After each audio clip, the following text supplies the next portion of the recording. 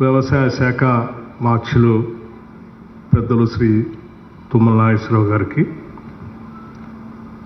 కార్యక్రమానికి ముఖ్య అతిథిగా వచ్చేసినటువంటి గౌరవ రాష్ట్ర ముఖ్యమంత్రి వర్యులు శ్రీ రేవంత్ రెడ్డి గారికి,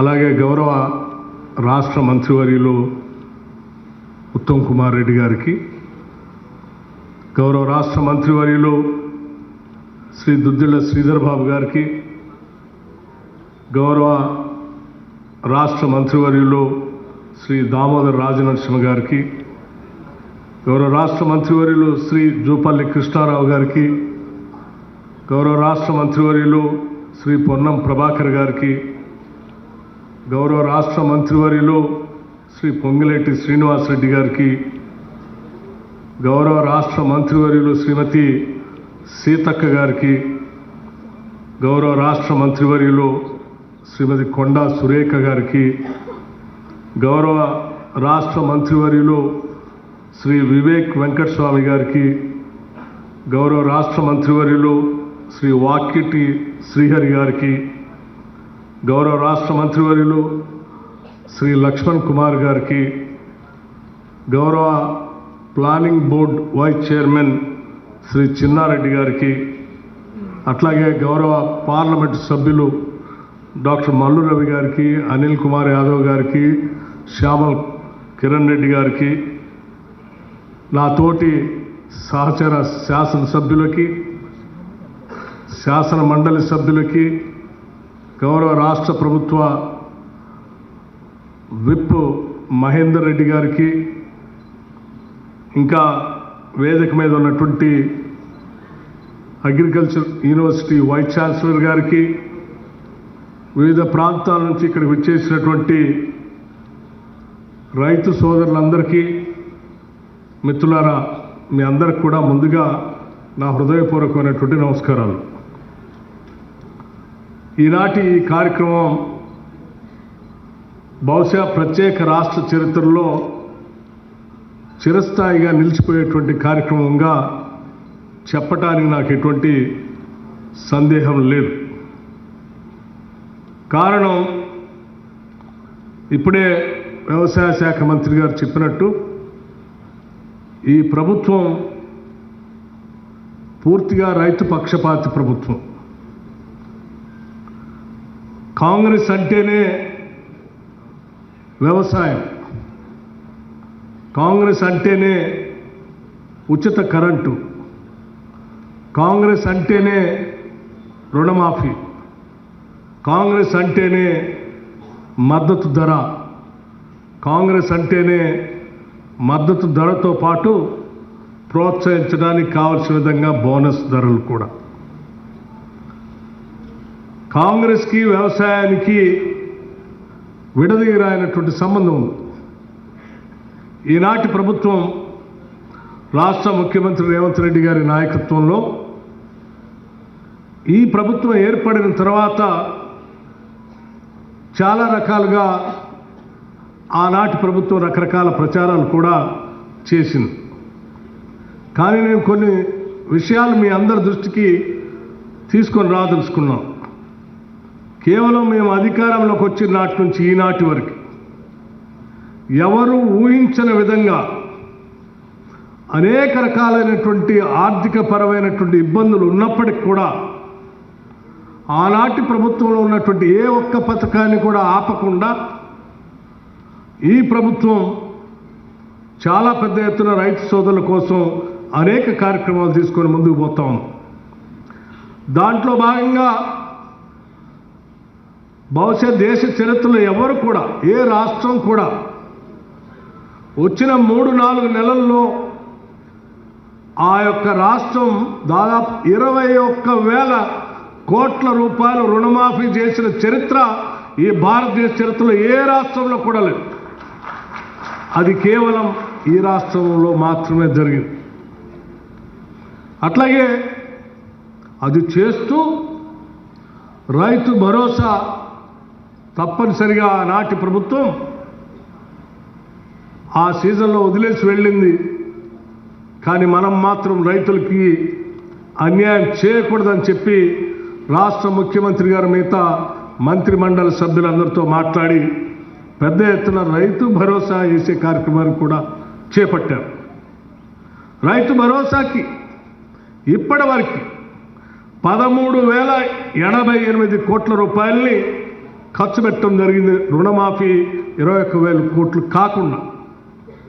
అట్లాగే బోనస్ సంబంధించి 1,199 కోట్ల రూపాయలు ఈ దేశ చరిత్రలో ఎవ్వరు కూడా ఇంతవరకు మద్దతు ధర గురించి మాట్లాడారు తప్ప పండించిన పంటకి బోనస్ ఇస్తామని చెప్పి ఇచ్చిన మాట ప్రకారం పండించిన వడ్లకి, ధాన్యానికి, సన్నధాన్యానికి క్వింటాల్కి 500 రూపాయల లెక్కగట్టి 1,119 కోట్ల రూపాయలని ఇచ్చినటువంటి ప్రభుత్వం ఈ దేశ చరిత్రలో ఏదైనా ఉందంటే అది కేవలం ప్రజాప్రభుత్వం, మన ప్రభుత్వం మాత్రమే.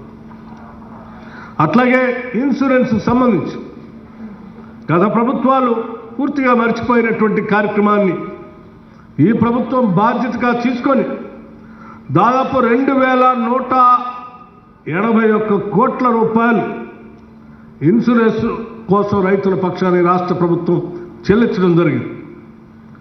అట్లాగే 10 సంవత్సరాలు నేను చూశాను, ప్రతిపక్ష నాయకుడిగా ఈ రాష్ట్రంలో ఎక్కడైనా పంట నష్టం జరిగితే మేమందరం వెళ్ళి చూసేవాడు. ముఖ్యమంత్రిని ఆనాటి ప్రభుత్వాన్ని డిమాండ్ చేసేవాడు. రైతుల పక్షాన జరిగినటువంటి పంటకి నష్టం ఇవ్వాలని చెప్పి అనేక సందర్భాల్లో మేము డిమాండ్ చేసినప్పుడు కూడా ఆనాటి ఉమ్మడి రాష్ట్రంలో కాంగ్రెస్ ప్రభుత్వాలు ఎప్పుడు పంట నష్టం జరిగినా వెంటనే ప్రభుత్వాలు ఎన్యూమరేట్ చేసి లెక్కగట్టి ఆ పంటకి నష్టపరిహారాన్ని ఇచ్చేటువంటి పరిస్థితులను గుర్తు చేసి కూడా డిమాండ్ చేస్తే కూడా ఆనాటి ప్రభుత్వం ఏ ఒక్క సంవత్సరం కూడా పంట నష్టపరిహారం గురించి ఆలోచన చేయలేదు. కాంగ్రెస్ పార్టీ అధికారంలోకి రాగానే ఆనాటి కాంగ్రెస్ ప్రభుత్వాలు ఏ రకంగా అయితే చేశాయో తిరిగి మళ్ళీ ఈ రాష్ట్రంలో పంటకు నష్టం జరిగితే ఆ నష్టాన్ని అంచనా వేసి దాదాపు 260 కోట్ల రూపాయలు పంట నష్ట పరిహారం చేసింది కూడా మన ప్రభుత్వమే. ఇది తిరిగి మళ్ళీ మనం మొదలుపెట్టాం.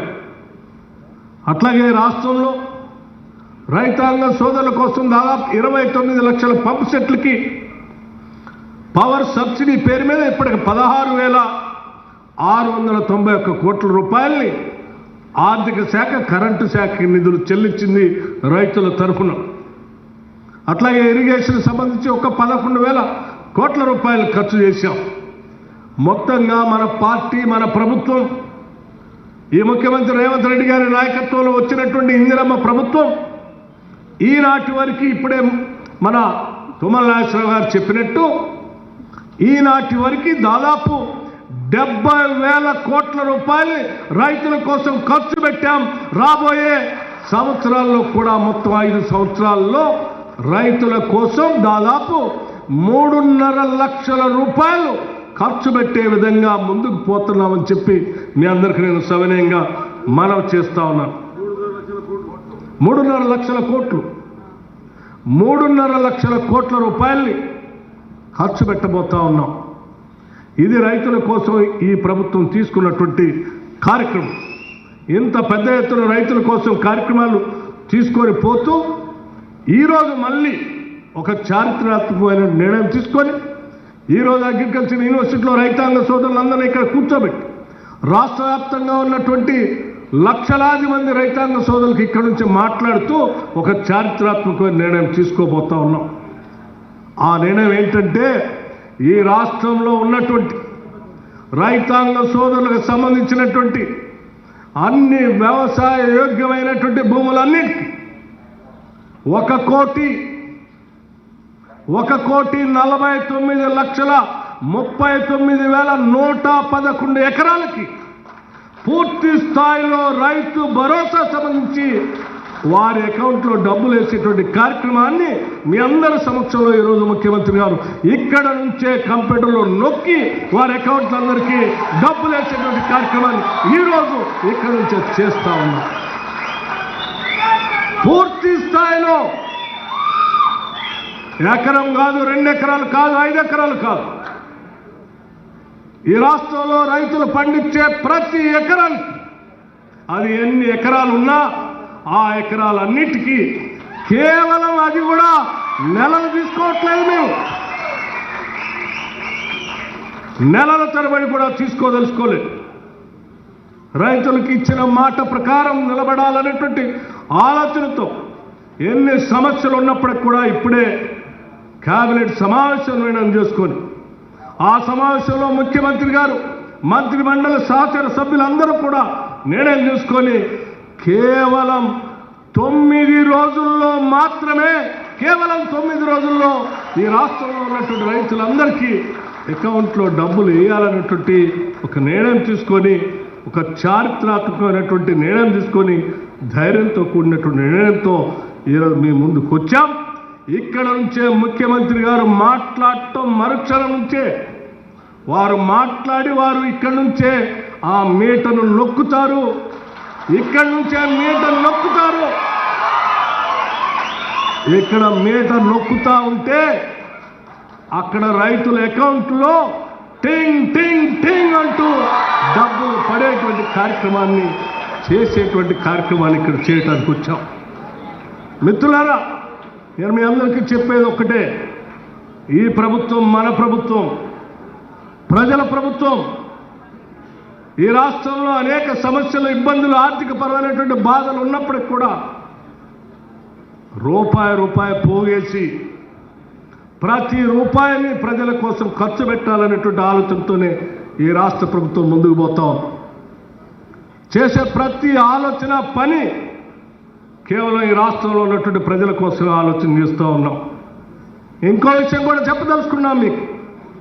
ఈ రాష్ట్రంలో ఉన్నటువంటి రైతాంగ సోదరులు ఒక్కడే కాదు, భూమి లేని నిరుపేద ప్రజలుంటే, ఆ నిరుపేద ప్రజలు వ్యవసాయ కార్మికులుగా ఉంటే వారికి కూడా సంవత్సరానికి ప్రతి కుటుంబానికి 12,000 రూపాయల లెక్కన ఇందిరమ్మ ఆత్మీయ భరోసా పేరు మీద రైతుల పక్షాన్ని నిలబడిన రైతుల కూలీల గురించి కూడా ఈ రాష్ట్ర ప్రభుత్వం మనసుతో ఆలోచన చేసి నిర్ణయం తీసుకొని ముందుకు పోతా ఉన్నాం.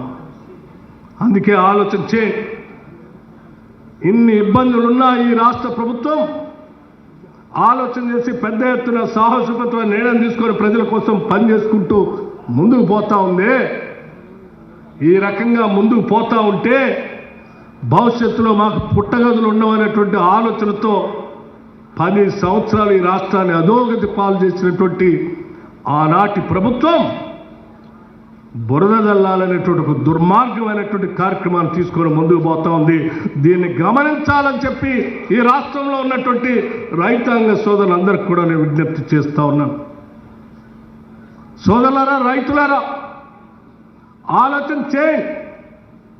మన కోసం ఈనాటి ప్రభుత్వం నిటారుగా నిలబడి, వారికి అనేక ఇబ్బందులు ఉన్నప్పుడు కూడా మనకిచ్చిన మాట ప్రకారం కేవలం 9 రోజుల్లోనే ఉన్న ఎకరాలన్నిటికీ కూడా రైతు భరోసా వేసే కార్యక్రమం తీసుకొని ముందుకు పోతా ఉంది. అటువంటి ప్రభుత్వాన్ని అరచేతిలో పెట్టుకొని ఆశీర్వదించి నిలబెట్టుకొని అవాకులు చవాకులు మాట్లాడి బురద తల్లేటువంటి వారికి బుద్ధి చెప్పాల్సినటువంటి అవసరం కూడా ఉందని చెప్పి నేను మీ అందరికీ విజ్ఞప్తి చేస్తా ఉన్నాను. ప్రజలకు మేలు జరుగుతూ ఉంటే చూడలేనటువంటి ప్రభుత్వం ఆనాటి ప్రభుత్వం. ప్రజలకి వాళ్ళకి కావాల్సినటువంటి సహాయ సహకారాలు అందిస్తూ ఉంటే కళ్ళల్లో నిప్పులు పోసుకొని అడ్డగోలుగా మాట్లాడేటువంటి ఆ నాయకత్వానికి నేను ప్రత్యేకంగా చెప్పాల్సినటువంటి అవసరం లేదు. వాళ్ళే చెప్పారు. అక్కడ ఉన్నటువంటి వాళ్ళంతా కూడా దెయ్యాలని, ఆ దెయ్యాలు ఈరోజు వికటాట్టాసం చేసి గ్రామాల్లోకి వచ్చి మాట్లాడేటువంటి కార్యక్రమం చేస్తూ ఉంటారు. రైతులుగా నేను మీ అందరికీ ఒకటే విజ్ఞప్తి చేస్తా ఉన్నాను, ఊరు పొలిమేరల్లో కూడా దెయ్యాల్ని రానియొద్దు. గ్రామాలు సుభిక్షంగా ఉండాలి, పంటలు బాగా పండాలి, రైతన్నలు బాగా ఉండాలని చెప్పి మీ అందరికీ నేను సవినయంగా మనవి చేస్తూ, ఈ చేసేటువంటి ఈ కార్యక్రమానికి మాకు మీ ఆశీర్వచనాలు, మీ దీవెనలు మెండుగా ఉంటే ఇంకా ధైర్యంగా రైతుల కోసం ఇంకా పెద్ద ఎత్తున చేసే కార్యక్రమాలు చేస్తామని చెప్పి మీ అందరికీ నేను మరొక్కసారి సవనీయంగా మనవి చేస్తూ ఈ సంవత్సరం ఇప్పటికే 70,000 కోట్లు ఖర్చు పెట్టాం. రాబోయే రోజుల్లో